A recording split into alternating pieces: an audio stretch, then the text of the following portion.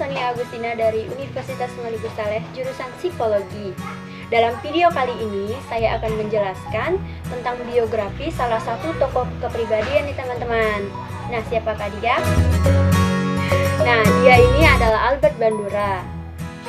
Nah, Albert Bandura ini adalah salah satu tokoh yang berpengaruh di bidang psikologi. Albert Bandura lahir di Mundare, suatu kota kecil di dataran utara Alberta, Kanada, pada tanggal 4 Desember 1925. Sekitar 50 mil sebelah timur Edmonton. Berasal dari keluarga keturunan Eropa Timur. Ayahnya berasal dari Polandia, sedangkan ibunya dari Ukraina. Nah, pekerjaan orang tua Albert Bandura ini adalah seorang petani gandum. Bandura tumbuh sebagai anak laki-laki satu-satunya dari 5 kakak perempuannya. Kakak perempuannya ini sangat mendukung pertumbuhan dari Bandura. Kakak-kakaknya ini berharap Bandura menjadi seseorang yang mandiri dan bergantung pada dirinya sendiri. Dia bersekolah di tingkat dasar dan menengah yang sangat sederhana. SMU yang dijalaninya hanya memiliki 20 orang siswa dengan 2 guru saja. Dan ini tidak menutup kemungkinan dia mendapatkan prestasi yang cukup memuaskan.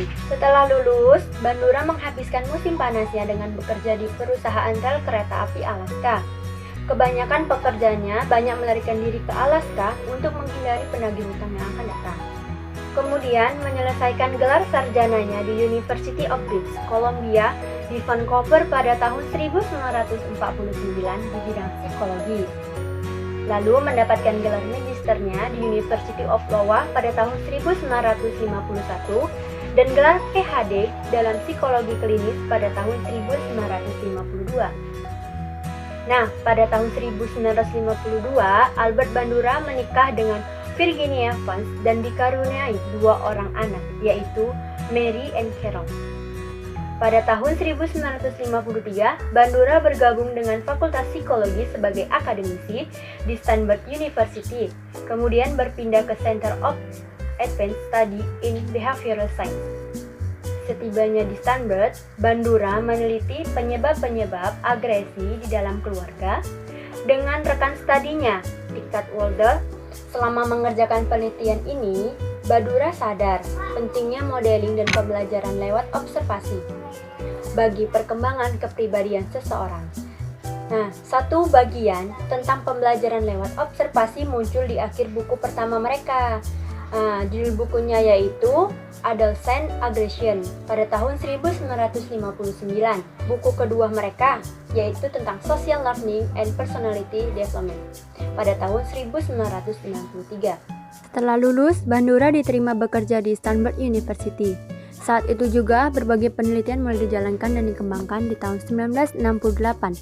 Albert Bandura dilantik sebagai profesor dan kemudian di tahun 1980 mendapatkan anugerah American Psychological Association atau APA untuk kategori Distinguished Science Contribution pada tahun 1980.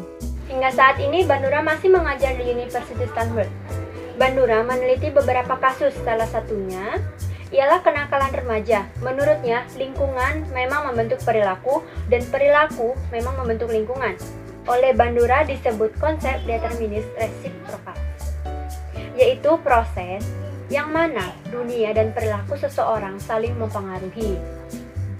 Lanjutannya, ia melihat bentuk kepribadian merupakan hasil dari interaksi 3 hal. Yang pertama lingkungan, yang kedua perilaku, dan yang ketiga proses psikologi seseorang. Baiklah, demikian video yang dapat saya sampaikan mengenai biografi Albert Bandura. Sekian video dari saya, apabila ada kesalahan saya mohon maaf, dan saya sudahi. Wassalamualaikum warahmatullahi wabarakatuh.